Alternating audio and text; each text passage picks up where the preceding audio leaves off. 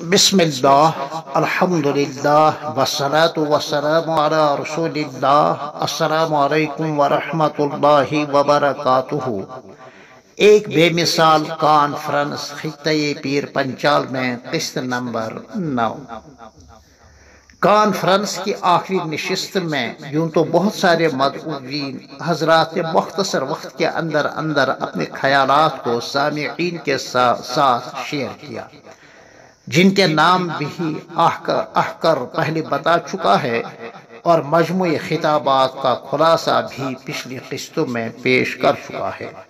اس چیز کا احساس غالباً ہر ایک کو تھا کہ بولنے والوں کو مختصر وقت دیا جاتا تھا، جو کہ ایک سخت مجبوری تھی۔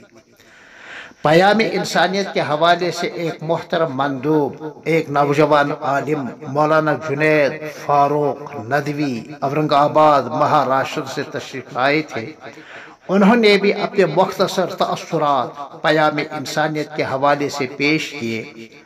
اس تحریک یعنی پیام انسانیت کی بنیاد مفکر اسلام حضرت مولانا سید ابو الحسن علی میاں ندوی رحمت اللہ علیہ نے الہ آباد شہر میں 1974 عیسوی میں ڈالی تھی، جس کا مقصد پورے ہندوستان میں اسلام کے پیغام امن و شانتی کو انسانیت تک پہنچانا ہے۔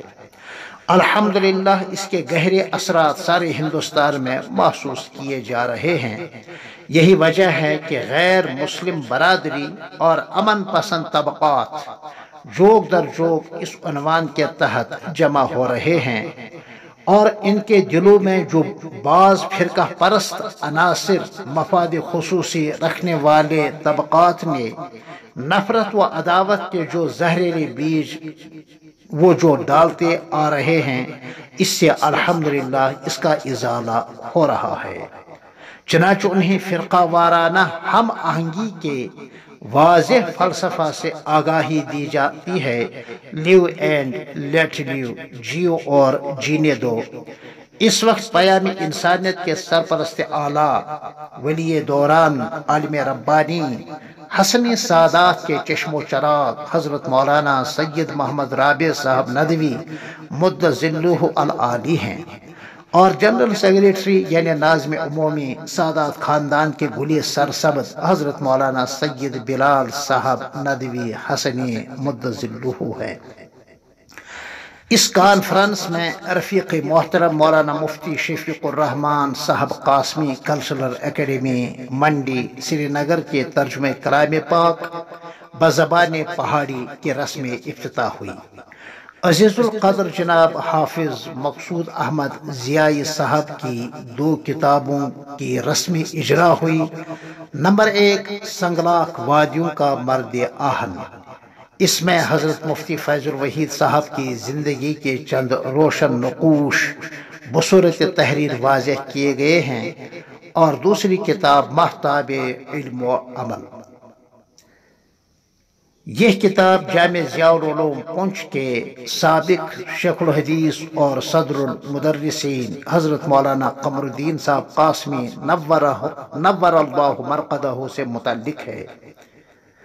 قاری مقصود صاحب کو اللہ تعالیٰ نے سلجھا ہوا قلم اور ادبی اسلوب کی عمدہ تحریری زبان عطا کی ہے، زادہ اللہ تعالیٰ علما و عملا۔